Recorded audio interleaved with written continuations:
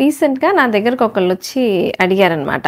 నాకు నరాల వీక్‌నెస్ ఉందని చెప్పారు అండి. అంటే నేను అడిగాను, నరాల వీక్‌నెస్ అంటే మీకు ఇబ్బందేంటి అని. నేను 7, 8 గంటలు పని చేశానంటే నాకు చాలా నీరసంగా ఉంటుంది. నేను పని చెయ్యలేకపోతున్నాను అని. దీన్ని నరాల వీక్‌నెస్ అనం మనం. దీన్ని మన స్టామినా అంటాం. అంటే మనం కంటిన్యూయస్‌గా బాడీని గాని, బ్రెయిన్‌ని గాని ఇన్ని గంటలే వాడగలుగుతున్నాం అనే దాన్ని స్టామినా అంటాం. సో, మన స్టామినా ఎలా మనం డెవలప్ చేసుకోవచ్చు అంటే, ఇప్పుడు మామూలుగా అసలు నడవకుండా ఇంట్లోనే ఒక చోట కూర్చునే వాళ్ళు, లేకపోతే ఇప్పుడు సాఫ్ట్‌వేర్ వాళ్ళని చూసారనుకోండి, సిస్టమ్ ముందే ఉన్నారు అంటే 4 ఫ్లోర్లు ఎక్కండి మెట్ల ద్వారా అంటే ఎక్కగలరా? ఎక్కలేరు. వాళ్ళకి ఆ స్టామినా లేదు అని. అది నరాల వీక్‌నెస్ కాదు. అది మనం డెవలప్ చేసుకునేది. మన మెంటల్ కెపాసిటీ గానీ, ఫిజికల్ కెపాసిటీ గానీ ఇంప్రూవ్ చేసుకోవాల్సింది మనం. అది ఎట్లా చేసుకోవచ్చు అంటే రెగ్యులర్ ఎక్సర్సైజెస్, గుడ్ ఫుడ్, ఎక్కువ కదులుతా ఉండడం, రోజుకి అట్లీస్ట్ 7-8 వేల స్టెప్స్ వేయడం, ఇవన్నీ చేస్తే మన స్టామినా అనేది పెరిగిద్ది.